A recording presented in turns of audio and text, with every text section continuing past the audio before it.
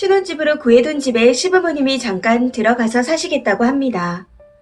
신축 빌라고 저희가 첫 입주라는 점이 마음에 들어 구하게 된 집이라 저는 아무리 생각해도 싫습니다. 정말 답답한 마음에 글을 올리니 부디 현명한 조언을 부탁드립니다. 저는 31살, 남친은 33살이고 올해 10월 결혼 예정입니다. 결혼 준비하면서 양가 도움 거의 똑같이 받았어요. 저희 집에서 5천, 남친 집에서 5천에 결혼식은 안 하고 언약식으로 대체했는데 그 비용을 지원받았습니다. 집은 제가 모은 7천과 남친이 모은 9천에 양가 지원 1억 합쳐서 대출 5천 끼고 3억 조금 넘는 3룸 신축 빌라로 계약했어요.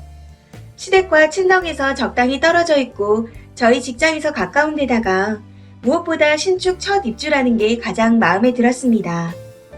우선 집은 제 개인적인 사정으로 계약과 잔금 지불은 미리 해둔 상태이고 입주는 내년 초에 하는 것으로 합의를 본 상태입니다. 그 사이 집은 비어있겠지만 가구 들이고 인테리어 하면서 자주 오가면 크게 문제는 없을 것 같았거든요. 그런데 어제 문제가 터졌습니다. 어제 저녁 예고 없이 어머님한테서 전화가 왔어요. 저녁을 먹으러 오라고 하시길래 무슨 일 있으시냐 물었더니 와서 이야기하자 하시는 겁니다. 남친한테 전화했는데 안 받기에 시댁으로 바로 오겠거니 해서 퇴근하자마자 혼자 시댁으로 갔습니다. 그런데 남친은 없고 시부모님만 계시길래 오빠는 안 부르셨냐 물었더니 저만 불렀다 하시더군요. 뭔가 촉이 쎄했지만 일단 차려주신 저녁 맛있게 먹고 과일을 먹는데 어머님께서 갑자기 시댁 이사 이야기를 꺼내시는 겁니다. 현재 예비 시부모님이 살고 계신 전셋집은 8월 첫 주에 계약이 만료될 예정이라 몇 달 전부터 집을 알아보고 계셨는데 두 분만 지내실 거라 2억 조금 안 되는 작은 집으로 보고 계셨다고 합니다. 그런데 저희 신혼집 구하는데 보태라고 5천을 주시면서 예산이 더 적어지는 바람에 갈 곳이 정말 마땅치 않다는 황당한 소리를 하시기 시작했습니다. 올 연말에 현금 융통될 일이 하나 있어 그때 다시 예산을 채워 이사갈 집을 구할 건데 그 사이 3달 정도 지낼 곳이 마땅치 않아 걱정이라며 계속 우는 소리를 하시더군요. 돈을 다시 달라는 건가 아니면 그냥 하소연을 하는 건가 고민하며 어쩌라는 거냐는 심정으로 듣고 있는데 바로 결론을 말씀하셨습니다. 그래서 말인데 너네 신혼집에 잠깐 들어가서 지내면 안 되겠냐? 하시면서요. 어차피 저희 집이고 내년 초까지 비어있을 집이니 그 방법이 가장 좋을 것 같다는 말씀도 하시더군요. 순간 얼굴이 시뻘개질 정도로 황당해서 네? 이러면서 표정이 썩었습니다. 어머님이 거기서 평생 살 게 아니라 올 연말에 현금 회수되면 바로 다른 곳으로 옮길 거니 걱정 말라는 식으로 말씀하시는데 진짜 저는 솔직히 너무 싫었습니다. 그런데 마땅히 안 된다고 거부할 이유나 근거가 없어서 할 말 생각하며 얼굴만 구기고 있었더니 제 표정이 너무 안 좋았는지 어머님이 약간 언짢아 하시면서 그 집 구할 때 너희 집에서는 반도 안 되는 금액을 넣지 않았냐. 나머지는 고스란히 우리가 해준 건데 그렇게 기분이 상하냐 하시는 겁니다. 아니 3억 1천짜리 집에서 1억 2천 우리 쪽에서 현금 넣고 5천 대출받은 건 저랑 남친이 같이 갚을 건데 그런 식이면 겨우 2천 더 넣으신 거죠. 지금 그 2천 더 넣으신 걸로 마치 그 집을 해주신 것 마냥 말씀하시는 건가 싶어 황당하기도 하고 너무 당당하게 들어가 살게 해달라고 하시니 난감한 걸 넘어 화가 치밀었습니다. 그 부족한 5천 제가 따로 대출받아서 드릴 테니 집 구하시고 연말에 현금 생기면 다시 주시라고 했어요. 그랬더니 그러면 이자가 어쩌고 저쩌고 하시길래 그건 신경 쓰지 마시라고.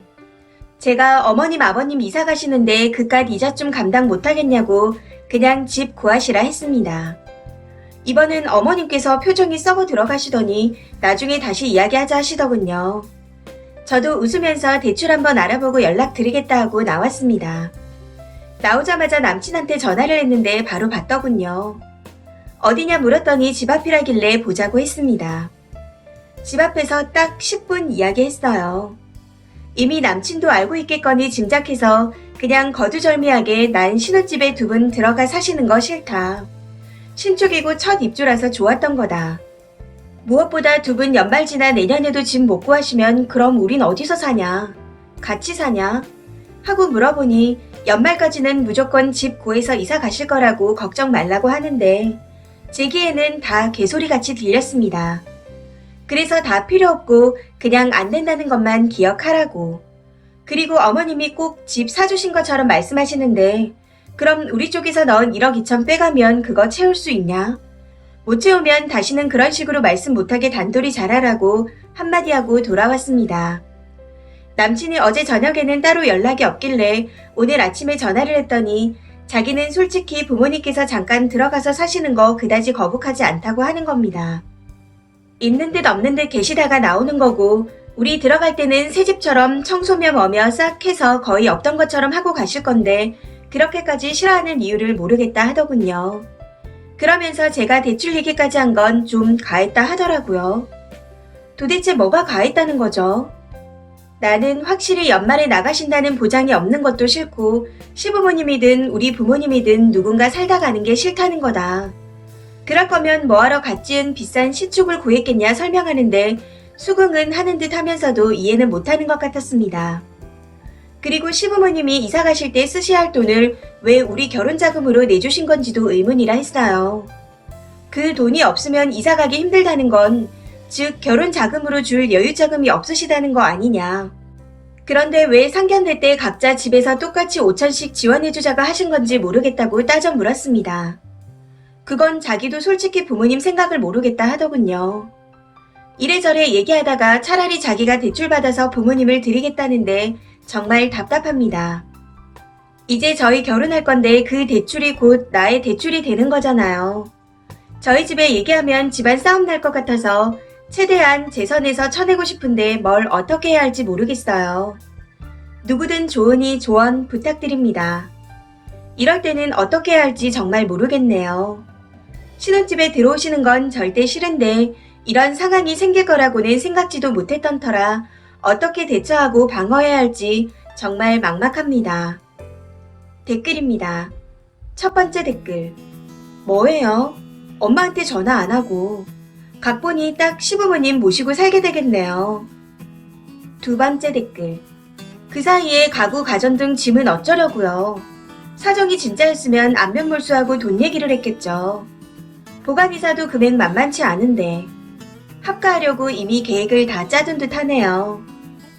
세 번째 댓글. 신축 빌라에서 합가할 욕심이었네요. 아들이랑 콩짝 다 맞춰놓고 빌라에서 평생 아들 끼고 사시라고 1억 2천과 혼수금 돌려달라고 하세요. 네 번째 댓글. 남친은 이미 다 알고 한패라는 거. 그리고 지금도 지네 부모를 드리려고 한다는 게 문제예요. 그날 님을 혼자 불러서 그딴 식으로 할 거라는 걸 알고 전화도 안 받은 거죠. 시부모는 그럴 수 있습니다. 늙어서 뇌세포가 죽어서 앞뒤 분간 똑바로 못할 수 있죠. 그런데 문제는 남자입니다. 똑부러지게 말하는 거 보면 멍청한 여자분은 절대 아닌 것 같은데 가구 가전 아직 안 들으셨으면 천천히 하세요. 집이야 뭐 팔아서 돈 빼면 되니까요. 그리고 항상 증거는 남겨두시는 게 좋을 듯 합니다. 그 남자가 보낸 톡이나 전화, 시부모님 통화 등 전부 녹음해두세요. 사람 일은 모르는 거니까요. 다섯 번째 댓글. 합가하자는 소리를 길게도 늘어놓았네요. 남자도 합가에 찬성했기에 이런 그림이 가능한 것이었고 님 생각이나 입을 시부모라는 권력으로 찍어 누르려 했는데 부도가 날판이라 다른 회유책이 들어올 겁니다. 계약금 날릴 거냐 등등 멍멍이 소리로요. 언약식을 했다 함은 양가 가족이나 친척분들도 오셨을 수 있는데 약혼식이네요. 그럼 파혼을 해도 잘못을 물어 배상 가능합니다. 예비 시가족과의 의논보다는 파혼을 알아보심이 님 인생을 구제하는 일일 거예요. 지금 이 문제는 님 결혼 생활 내내 따라다닐 문제이니 잘 생각해보세요. 내 딸이면 대출 받아서라도 시가쪽 돈 돌려주고 파혼합니다. 미쳤나봐요 정말. 여섯 번째 댓글. 12월에 돈 생겨서 이사 갈 거라면서요. 이사가 장난인가요? 이사비는 어쩔 건데요. 5천만 원에 대한 이자비나 이사비나 똑같은데 왜 이자가 아깝죠? 진짜 이상한 논리네요. 차라리 집주인한테 월세를 내라고 하세요. 3달 동안 더 살고 방 빼면 집주인도 다른 세입자 알아볼 시간도 넉넉하고 월세도 안 받고 좋은데 이 정도면 개수작인 거 알겠죠? 이 사연은 여기까지입니다. 시청해주셔서 감사합니다.